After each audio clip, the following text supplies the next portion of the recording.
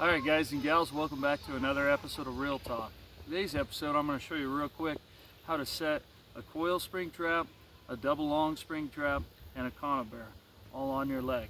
Okay, so this is how I do it. Doesn't mean you have to do it this way, but it's pretty safe. As far as the coil spring, I've set clear up to TS85s and other big footholds. As far as double longs, I've set up to Bridger number 4s by hand. As far as conibears, I've set up to 280s. I haven't had a reason to set a 330 by hand yet. So anyways, let's get started here. We'll start here with just a 1.5 coil. And remember, the method's always the same, no matter the size of the trap for me. So first thing, dog open towards you. Second thing, you're going to take your hands here and you're going to do a burst of power down. Then while you're down, you're going to flip over with your fingers. You're going to flip your dog over. Then you're going to pull your pan up. And then you're going to hold your pan up from the underneath side. That right there eliminates almost any risk in setting this trap because you keep your hands underneath. So that is how I set a coil spring trap on my knee. Now let's switch up to the double long spring. It's the same type method.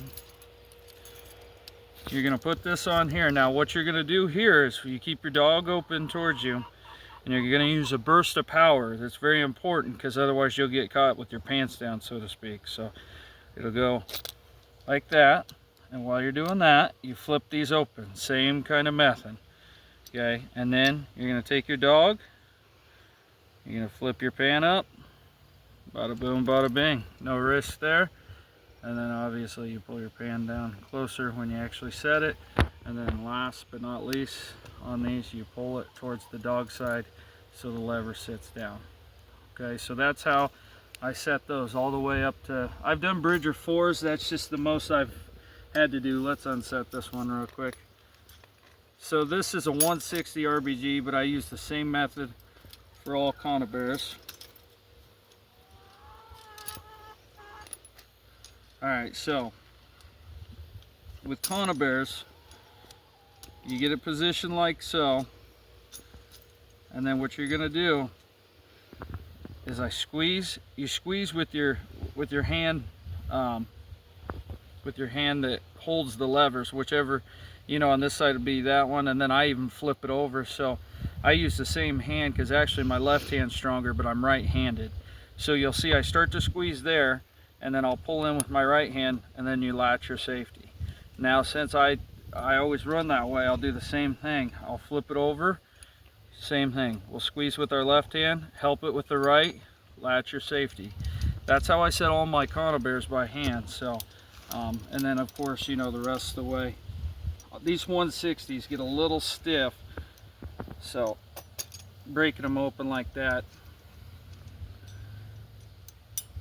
is kind of the icing on the cake. Then I use my leg to hold the trap, safety still set, conibear set.